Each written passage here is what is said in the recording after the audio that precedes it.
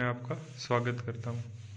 बच्चों, आज का हमारा टॉपिक है हमारे गणित विषय में सिलेबस क्या है, कौन सी प्रश्नावली कितने नंबर की आएगी। हमारा मुख्य टारगेट ये है हमें ज़्यादा से ज़्यादा नंबर गेन करना।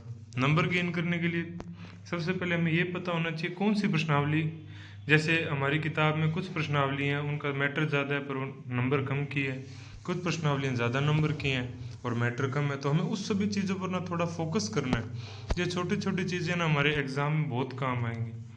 तो सबसे पहले अपने माध्यमिक शिक्षा बोर्ड राजस्थान अजमेर परीक्षा 2025 पाठ्यक्रम विषय गणित पर हम चर्चा करेंगे। हमारा एक ही प्रश्न पत्र आएगा, 3.25 घंटे का होगा, 80 नंबर का होगा टोटल पेपर, 20 स्कूल से 17 अंक जाएंगे। तो अपने चर्चा करते हैं हमारी प्रश्नावलियाँ, कौन सी प्रश्नावलियाँ कितने नंबर की आएगी।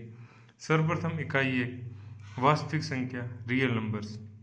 अंकगणित की आधारभूत परिमेय अपरिमेय संख्याओं का पुनर्भरण, ये आएगी 4 नंबर की। इसमें मोटा मोटा एक प्रश्न है HCF LCM, ये आएंगे 2 नंबर के, और √2 √3 और √5, ये एक अपरिमेय संख्या, एक ये प्रश्न 2 नंबर का आएगा।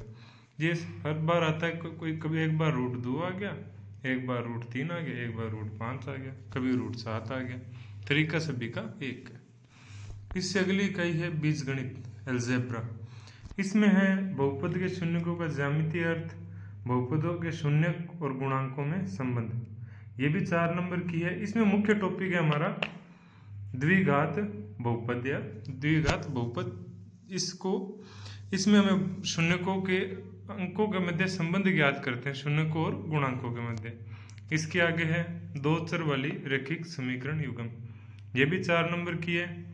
इसमें मुख्यतः 2 विधियां आपके लगेंगी, एक है प्रतिस्थापन विधि और एक है विलोपन विधि। इसमें एग्जाम में 1 नंबर का छोटा और 3 नंबर के बड़े सवाल आएंगे। इसके बाद चौथा द्विघात समीकरण, मोस्ट इंपोर्टेंट प्रश्नावली।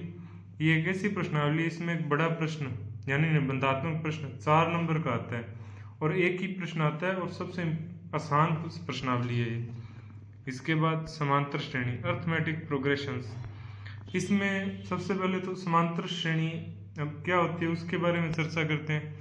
उसके बाद इसमें nवां पद यानी an, आगे समांतर श्रेणी के प्रथम n पदों का योग यानी SN ज्ञात करते हैं। बिल्कुल आसान प्रश्नावली है, 6 नंबर की है और एग्जाम में आपको मार्क्स गेन करने में बहुत अधिक सहायता प्रदान करेगी। इससे आगे ज्यामिति जियोमेट्री, आपकी किताब की 6 नंबर प्रश्नावली और 10 नंबर प्रश्नावली। ये पूरी इकाई तो है 10 नंबर की, परंतु जो त्रिभुज वाली है ना, जिसमें समरूप आकृतियां, त्रिभुजों की समरूपता और इनकी कसौटियां, ये है 4 नंबर की। जैसे एक प्रश्न आ जाए एग्जाम में, समरूपता के नियम बताओ, तो 3 नियम है, वो कोण वाले नियम बताने। उसके बाद है वृत्त की स्पर्श रेखा और एक बिंदु से वृत्त पर स्पर्श रेखाओं की संख्या, ये है 6। इसमें यह इंपॉर्टेंट प्रश्नावली, इसमें कई बार एक छोटा प्रश्न पूछते हैं कि वृत्त के बाह्य बिंदु से वृत्त पर कितनी स्पर्श रेखाएं खींची जा सकती हैं। बाह्य बिंदु से 2 खींची जा सकते हैं। एक प्रश्न आता है वृत्त पर कितनी स्पर्श रेखाएं खींची जा सकती हैं, तो अनंत। इसके बाद है इकाई 4। इकाई 4 है 7 नंबर की, निर्देशांक ज्यामिति कोऑर्डिनेट जियोमेट्री। ये पिछले साल आपके 9th में तीसरी प्रश्नावली थी ना, उसका जो मिक्सचर है ना वो इस साल आ गया है। यानी कि ये भी आसान प्रश्नावली है, 2 बिंदुओं के बीच दूरी ज्ञात करनी है। और इसके अलावा विभाजन सूत्र जैसे वही वाला m1x2 + m2x1 / m1 + m2 यानी सेक्शन फॉर्मूला।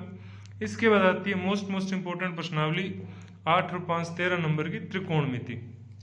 त्रिकोणमिति में फर्स्टली आपकी 8वीं प्रश्नावली है 8.1, 8.2 और 8.3।